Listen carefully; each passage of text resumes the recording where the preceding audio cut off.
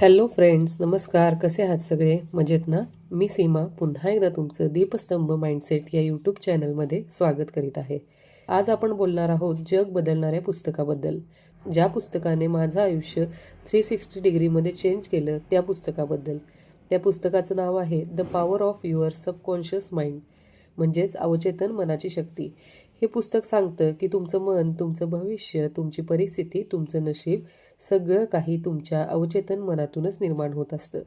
आज या सेशनमध्ये आपण खोलवर जाणून घेणार आहोत की अवचेतन मन म्हणजे काय, ते कसं काम करतं, त्याला कसं प्रोग्रॅम करायचं, पैसा, आरोग्य, नातेसंबंध, यश कसे बदलतात, 10 शक्तिशाली तंत्र कोणती आहेत ज्यामुळे आपण अवचेतन मन बदलू शकतो, सकाळी व रात्री कोणते रिच्युअल्स पाळले पाहिजे ज्यामुळे आपण अवचेतन मनाचे प्रोग्रॅमिंग करू शकतो आणि पूर्ण जीवन बदलणारी एक नवीन समज आपण ह्या पुस्तकातून घेणार आहोत.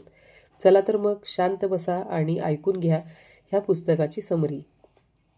चॅप्टर वन सांगतो कॉन्शियस वर्सेस सबकॉन्शियस माइंड. म्हणजे काय? आपलं मन 2 भागात काम करतं. एक म्हणजे चेतन मन आणि दुसरं म्हणजे अवचेतन मन. चेतन मन काय आहे? आपण जाणीवपूर्वक जे काही करतो ते विचार, घेतलेले निर्णय, विश्लेषण, दैनंदिन कामं, इच्छाशक्ती हे सर्व काही चेतन मनाकडून होतं. चेतन म्हणजे तुमच्या मेंदूचा कॅप्टन असतो. पण अवचेतन मन म्हणजे सबकॉन्शियस माइंड हे आहे तुमच्या आयुष्याचं इंजिन रूम. इथे जमा असतं तुमच्या जुन्या आठवणी, विश्वास, तुमच्या सवयी, तुमच्या भावना, अनुभव, तुमचा स्वभाव, तुमच्या मर्यादा आणि तुमच्या संधीही. चेतन मनात असतात तुमचे जुने पॅटर्न. चेतन मन बीज पेरतं आणि अवचेतन मन झाड उगवतं. जी बीज तुम्ही पेराल तेच आयुष्यात उगवणार ना. जर भीतीचं बी पेरलं तर भीतीचेच परिणाम मिळतात. जर सकारात्मक बीज पेरली तर चांगले परिणाम मिळतात ना. हीच तर या पुस्तकाची पहिली शिकवण आहे. आपण ज्या पद्धतीचे विचार करतो त्या पद्धतीचं आयुष्य आपल्या वाट्याला येत असतं मित्रांनो. त्यामुळं आपण विचार करत असताना, त्याला भावना जोडत असताना मनापासून काळजीपूर्वक त्या भावनांवर, त्या विचारांवर लक्ष असणं फार गरजेचं आहे मित्रांनो. चॅप्टर 2 काय सांगतो? चॅप्टर 2 सांगतो सबकॉन्शियस प्रोग्रॅमिंग कसं तयार होतं. अवचेतन मनावर 3 गोष्टी सर्वाधिक परिणाम करतात व तुमचं अवचेतन मनाचं प्रोग्रॅमिंग करतात. तर कोणत्या आहेत त्या 3 गोष्टी? एक म्हणजे पुनरावृत्ती म्हणजेच रिपिटेशन, दुसरी म्हणजे भावना म्हणजेच इमोशन आणि तिसरी म्हणजे कल्पनाचित्रण म्हणजेच व्हिज्युअलायझेशन किंवा इमेजेस.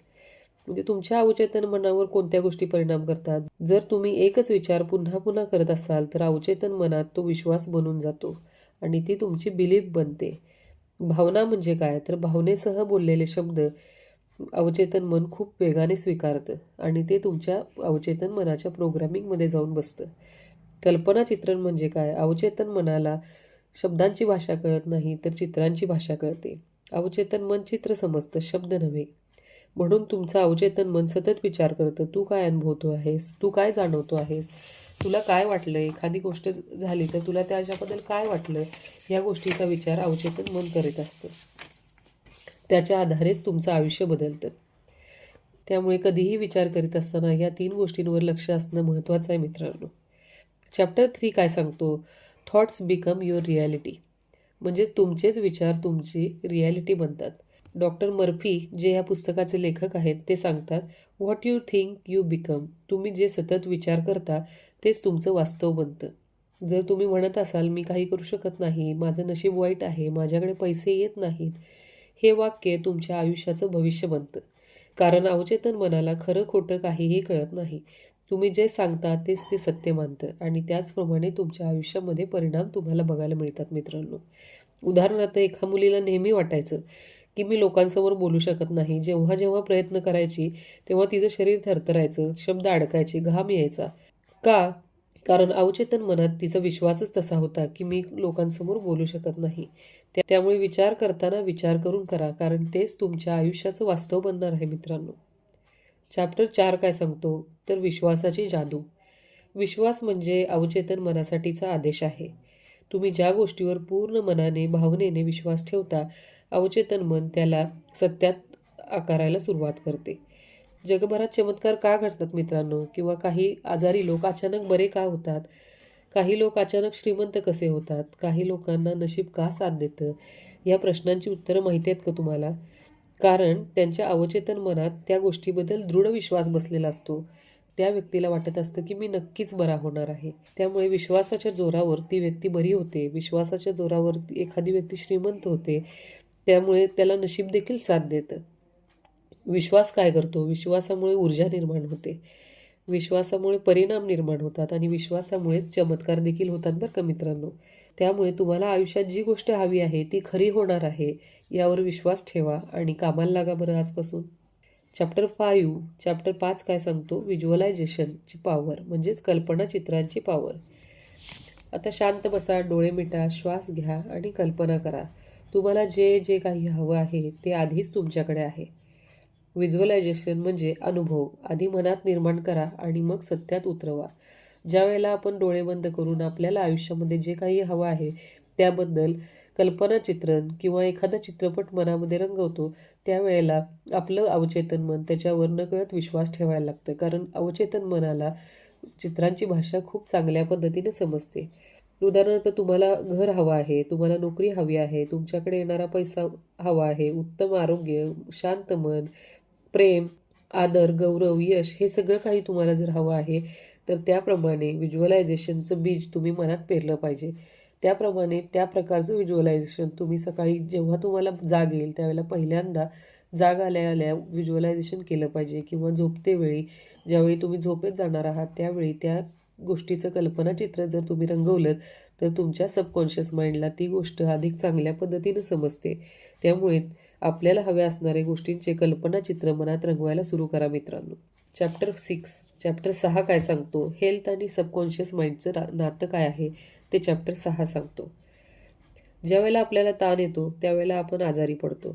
ज्यावेळेला आपल्याला राग येतो त्यावेळेला आपण आजारी पडतो. ज्यावेळेला आपल्याला भीती वाटते किंवा गिल्ट निर्माण होतो मनात त्यावेळेला देखील आपण आजारी पडतो मित्रांनो. किंवा अतिविचार देखील आपल्या शरीरावर परिणाम करीत असतात. अवचेतन मन शरीरातल्या प्रत्येक पेशीला आदेश देतं. ज्या वेळेला आपण मनापासून इच्छा करतो की माझं शरीर आता सुधारलं पाहिजे, माझी तब्येत चांगली झाली पाहिजे, त्यावेळेला अवचेतन मन आपल्या शरीरातल्या प्रत्येक पेशीला आदेश देतं. आरोग्य सुधारणं सुरू होतं. जेव्हा तुम्ही सकारात्मक विचार चालू करता तेव्हा दिवसेंदिवस अधिकच निरोगी होत जाता. फार तर तुम्ही एक छोटासा प्रयोग करून पहा. रात्री झोपतेवेळी किंवा सकाळी उठल्या उठल्या स्वतःच्या मनाशीच हे वाक्य नेहमी म्हणा, दिवसेंदिवस मी अधिकच निरोगी होत आहे. ज्यावेळी तुम्ही रात्री झोपायला जाल त्यावेळी झोपतेवेळी हे वाक्य दिवसेंदिवस मी निरोगी होत आहे हे 5 वेळेला आणि सकाळी उठल्यानंतर उठल्या 5 वेळेला हे स्वतःशी बोला. पूर्ण विश्वासाने आणि त्या गोष्टीवर विश्वास ठेवून हे खरंच होणार आहे या दृष्टीने बोलाल तर निश्चितपणे तुमचं आरोग्य सुधारताना तुम्हाला दिसून येईल. हे वाक्य सलग 21 दिवस म्हणा, मग बघा बरं शरीर कसं बदलायला सुरुवात होईल. चॅप्टर 7 काय सांगतो? तर पैसा आणि सबकॉन्शियस माइंडचं रिलेशन काय आहे हे चॅप्टर 7 सांगतो. पैसा नेहमी आधी मनात येतो आणि नंतर जीवनात येतो. मन गरीब असेल तर कितीही मेहनत केली तरी पैसा थांबतो, तो त्याच्याकडे येत नाही. जर खूप मेहनत केल्यावर खूप पैसे येत असते तर ह्या जगातला सर्वात श्रीमंत माणूस हा बांधकामामध्ये काम करणारा कामगार असता. पण तो नाही आहे ना श्रीमंत. का? तर त्याचं मन गरीब आहे. मन श्रीमंत असेल तर संधी, लोक, परिस्थिती सगळं तुमच्या बाजूने येतं. तुमच्या पैशाबाबतचे नकारात्मक विचार तुम्हाला पैशापासून दूर ठेवतात मित्रांनो. माझ्याकडे काही टिकत नाही, पैसा मिळवणं कठीण आहे, मी अपयशी आहे, ही वाक्य अवचेतन मनात पैशाचे ब्लॉक तयार करतात. या उलट तुम्ही तुमच्या मनाला असे आदेश द्या की ज्यामुळे तुमचं मन पैसा मिळवण्यासाठी तयार होईल, प्रोग्रॅम होईल. उदाहरणार्थ, पैसा सहजपणे माझ्याकडे येतो, मी समृद्ध आहे, संधी माझ्याकडे आकर्षित होतात, पैसा सहजतेने माझ्याकडे आकर्षित होतो, माझ्याकडे पैसा चांगला टिकतो.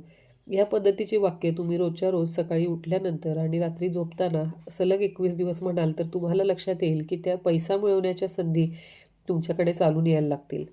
मग पैसा तुमच्याकडे सहज यायला सुरुवात होईल. चॅप्टर 8 सांगतो रिलेशनशिप अँड सबकॉन्शियस म्हणजेच आपले नातेसंबंध आणि सबकॉन्शियस माइंड यांचं काय नातं आहे याबद्दल. नातेसंबंध बिघडतात कारण जुनी दुःख, अविश्वास, कमीपणाच्या भावना, अपेक्षा, स्वतःबद्दल नकारात्मकता हे सगळं काही तुमच्या अवचेतन मनामध्ये साठवलेलं असतं. अवचेतन मन तुम्ही जे विश्वास ठेवता तेच अनुभव देतं. जर मनात असेल मी प्रेमास पात्र नाही तर अवचेतन मन तुम्हाला तसेच अनुभव देईल. यासाठी नातेसंबंध सुधारण्यासाठी तुम्ही दररोज एक अफर्मेशन म्हणलं तरी चालेल. यालाच म्हणतात पॉझिटिव्ह बिलीव्ह. तुम्ही काय म्हणायचं आहे तर मी प्रेम, आदर आणि आपुलकी यासाठी योग्य आहे. मी प्रेम, आदर आणि आपुलकी यासाठी योग्य आहे हे वाक्य जर तुम्ही रोज सकाळी उठल्यानंतर आणि झोपतेवेळी पूर्ण विश्वासाने 21 दिवस म्हणाल तर तुमच्या नात्यांमध्ये निश्चितपणे सुधारणा झालेली तुम्हाला दिसून येईल. Chapter number 9.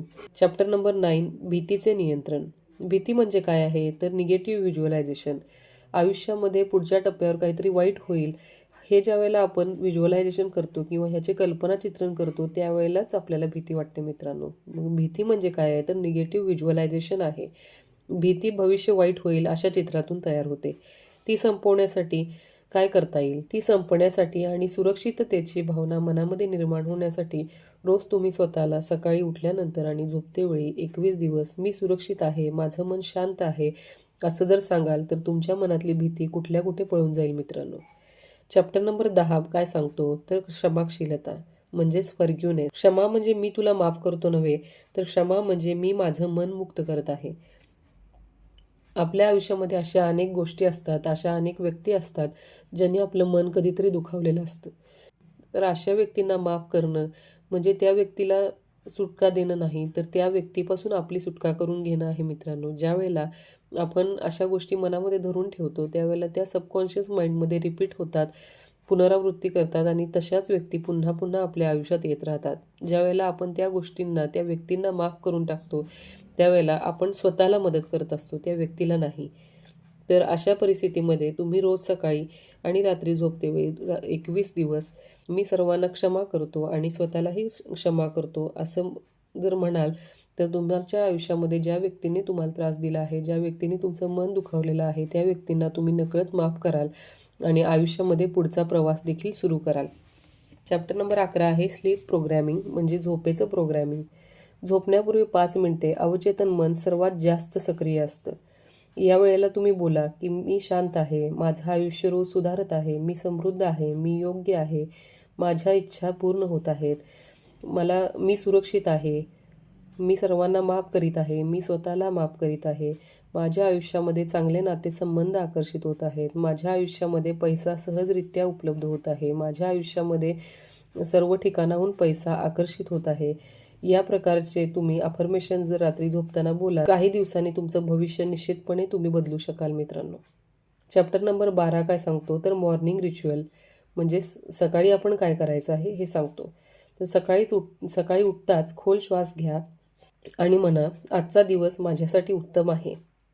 10 सेकंद व्हिज्युअलायझेशन करा तुम्हाला हव्या असणाऱ्या गोष्टींचं. म्हणजे तुम्हाला ज्या गोष्टी हव्या आहेत त्या गोष्टी डोळे बंद करून त्या पूर्ण झाल्यानंतर तुम्हाला त्यामध्ये कोणत्या प्रकारची भावना तुमच्या मनामध्ये येणार आहे, तुम्हाला किती आनंद होणार आहे, तुमच्या जवळच्या लोकांना ती गोष्ट पूर्ण झाल्यानंतर कसा आनंद होईल, त्यांचे चेहरे कसे सुंदर हसतमुख दिसतील, ह्या सगळ्या गोष्टींचं व्हिज्युअलायझेशन तुम्ही 10 सेकंद करायचे आहे. आणि तुमच्या आयुष्यात सध्या असणाऱ्या 3 गोष्टींबद्दल कृतज्ञता व्यक्त करायची आहे. हा 1 मिनिटाचा रुटीन तुमचे येणारे 24 तास बदलू शकतो आणि तुमचं आयुष्य देखील पूर्णपणे बदलू शकतो. त्यामुळे रोजचं हे मॉर्निंग रुटीन निश्चितपणे फॉलो करा. Chapter number 13 powerful techniques. Chapter number 13 10 powerful techniques. तर सबकॉन्शियस माइंड प्रोग्रॅमिंगच्या 10 पॉवरफुल टेक्निक आहेत. तर त्या कोणत्या तर अफर्मेशन. कधीही अफर्मेशन म्हणताना त्या भावनेसह म्हणा तरच त्या काम करतील. दुसरा मुद्दा आहे व्हिज्युअलायझेशन म्हणजे चित्र निर्माण करा. जे तुम्हाला हवं आहे त्याचं चित्र निर्माण करून ते व्हिज्युअलाइज करा. तिसरं टेक्निक आहे मिरर टेक्निक म्हणजेच आरशामध्ये पहा आणि आपल्याला जे हवं आहे ते आरशात पाहून बोला. चौथं टेक्निक आहे स्क्रिप्टिंग कागदावर लिहा म्हणजेच तुमचे अफर्मेशन कागदावर लिहा म्हणजे ते पूर्ण व्हायला देखील आपल्याला मदत होईल. 5वं टेक्निक आहे ग्रॅटिट्यूड म्हणजेच कृतज्ञतेची जादू. ज्यावेळेला तुम्ही तुमच्या आयुष्यामध्ये असणाऱ्या गोष्टींबद्दल कृतज्ञता व्यक्त करता त्यावेळेला तुमच्या आयुष्यामध्ये तुम्हाला हव्या असणाऱ्या गोष्टी घडायला चालना मिळते. 6वं टेक्निक आहे लेटिंग गो. ताण सोडा, ब्रह्मांडावर विश्वास ठेवा, त्यामुळे तुमच्या आयुष्यामध्ये निश्चितपणे चांगले बदल घडून येतील. लेटिंग गो म्हणजे काही लोकांनी तुम्हाला दुखवलेलं आहे त्या लोकांना माफ करून पुढे निघून जाणे. 7वं टेक्निक आहे बिलीफ रिप्लेसमेंट म्हणजेच नकारात्मक विश्वास बदला. तुमच्या मनामध्ये जे नकारात्मक विश्वास आहेत ते मनातून काढून टाका. 8वी टेक्निक आहे सेल्फ टॉक स्वतःला सकारात्मक बोला. स्वतःशीच आपण सर्वात जास्त बोलत असतो, त्यामुळे स्वतःशी सकारात्मक बोलणं फार महत्त्वाचं आहे. 9वं टेक्निक आहे फिलिंग मेथड. इच्छा पूर्ण झाल्याची भावना निर्माण करून बोलणे. आणि 10वं टेक्निक आहे कमांड मेथड, म्हणजेच अवचेतन मनाला स्पष्ट संदेश देणे. तर ह्या 10 टेक्निकचा जर तुम्ही वापर केला तर निश्चितपणे तुम्ही तुमच्या आयुष्यामध्ये तुम्हाला जे काही हवं आहे ते सर्व काही मिळवण्याची ताकद तुम्ही निर्माण करू शकाल. या पुस्तकाचं कन्क्लुजन किंवा सारांश काय आहे? मित्रांनो, तुमचं अवचेतन मन म्हणजे तुमचं भविष्य, तुमचं नशीब आणि तुमचं जीवन. तुम्ही विचार बदला, आयुष्य बदलतं. तुम्ही विश्वास बदलला की परिस्थिती बदलते. या व्हिडिओमध्ये मनाची शक्ती, अवचेतन मन कसं काम करतं, व्हिज्युअलायझेशन टेक्निक काय आहे, पैसा, आरोग्य, नाती, भीती, चिंता, सकाळचे आणि रात्रीचे रुटीन काय केले पाहिजे आणि तुमचे जीवन बदलणारी 10 तंत्रे या विषयावर आपण बोललो. पासून पुढे 21 दिवस या तंत्रांचा वापर करा आणि मग बघा तुमचे आयुष्य कसे बदलू लागेल. जर हा व्हिडिओ तुम्हाला आवडला असेल तर लाईक करा, शेअर करा, कमेंट करा, सबस्क्राईब करा आणि कमेंटमध्ये लिहा आय एम पॉवरफुल, कारण आजपासूनच तुमच्या अवचेतन मनाला नवीन संदेश मिळायला हवा. धन्यवाद. पुन्हा भेटूया अशाच एका प्रेरणादायी व्हिडिओमध्ये दीपस्तंभ माइंडसेटमध्ये. थँक्यू.